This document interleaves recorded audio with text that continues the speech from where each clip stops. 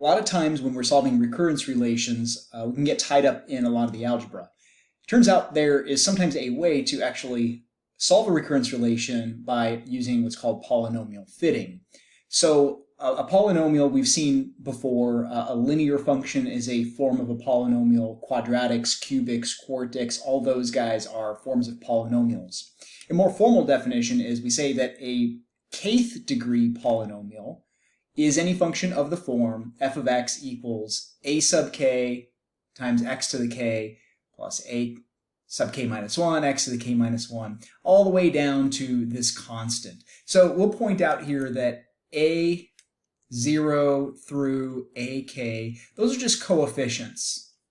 These are just some real numbered coefficients. And we call this a kth degree polynomial because notice that the highest power is k. Also, we should point out that, and I'm kind of alluding to what we've already learned before in terms of polynomials, but all of these powers here, this is a 1 here, you can actually think about this as having x to the 0, not x sub 0. Each of these powers of x are positive integers, or I should say not positive, but integers that are bigger than or equal to 0, because, you know, this is technically x to the 0. So examples of this would be like writing y equals 4x plus 1. Okay, so in the context of this, notice that it's really just these two last terms here, where I guess we could call this a1 and we could call this a0. This is a linear function here, and then we could of course have a quadratic. We could say 3x squared plus 4x plus 5. This would be quadratic, and that would be the first 3 terms. So this term right here would technically be a0, and this would be a1, and this would be a2. The reason we label the subscripts in descending order is just so that the subscript matches the exponent. Just a nice little convention there. Now, of course, we could also have cubic. We could have, 8x cubed plus 3x squared. And maybe we don't even have the linear term. We just have plus 1.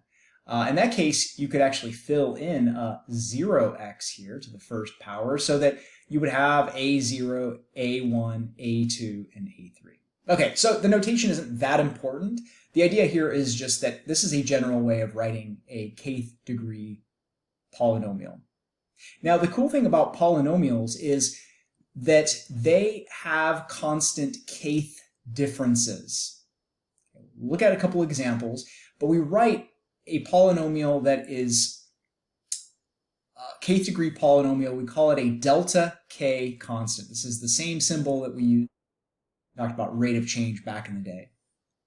Okay, what does that mean? Well, let's take a look at a table of x versus y. So this is our old way of function thinking. And let's say y is equal to 2x plus 1.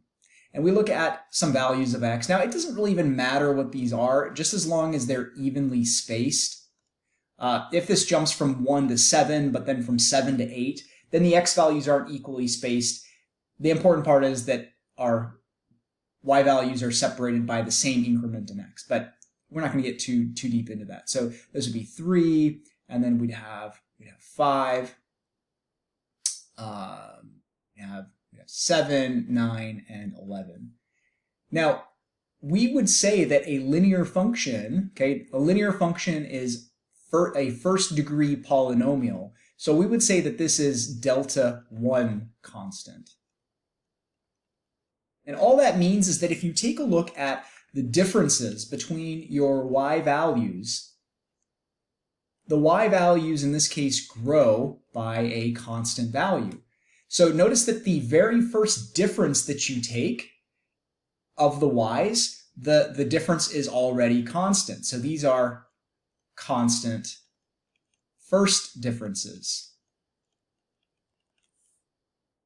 What if it were a quadratic? Well, in the case of a quadratic, you should have constant second differences. Now, how do you find second differences? Okay, let's just say, I'm going to keep this real simple. We'll say we have 2x squared plus 1. Okay, that's a quadratic because it's a second degree polynomial. We would say this is delta 2 constant. And again, let's just look at a few x values here. So we'd have 2 plus 1 is 3, and then we'd have 2 times 4, which is 8, which is not, plus 1 is 9. 3 would be 18 plus 1, which is 19. 4 squared is 16. 32 plus 1 is 33. 5 squared is 25. Times 2 is 50. Plus 1 is 51. Now, if you take a look at the first differences, here we get a difference of 6, a change in y of 6. Now y grows from 9 to 19. That's a difference of 10. Then the y value grows by 14. And then the y value grows by, 18. I think so. That looks right. Okay. Now you notice that this is the first difference, but the first differences aren't constant. The first differences are changing. Okay, so this is the first difference. Notice that it's not constant. Now, if we take a look at the second difference, in other words, we look at the difference in the differences, well, now from 6 to 10, that's a change in the rate of change of 4 units. Here the change is 4, and here the change is 4. And now notice that we have constant second differences. And so that's what we mean to say, when we say delta 2 constant. Thing about the relationship between this and what we've actually seen in our introductory calculus course is this is actually a way of thinking about derivatives.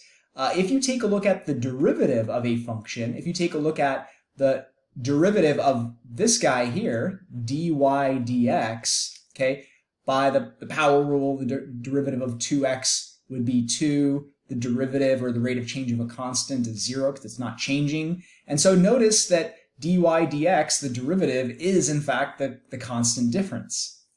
Same thing will work over here. If you take dy dx, well, by the power rule here, you'll get 4x, derivative of 1 is 0. So that's not constant. In fact, we could see that dy dx depends upon the value of x, and that makes sense because the dy dx is changing. Here the increase is by 6, then by 10, then by 14, then by 18. So our differences are actually getting bigger, and we do in fact see this when if we were to plot the function, we would actually see a parabolic, right? Something that is changing faster and faster and faster. But when you take the derivative of the derivative, which we would often write like this is not squared, this just means the derivative of the derivative. And that would give us 4. Okay, so that's exactly matches up with our second differences, which are constant. And once we take enough derivatives, well, we're going to end up with a constant as long as we start with the polynomial. And more specifically, a delta k constant, the kth derivative will be constant.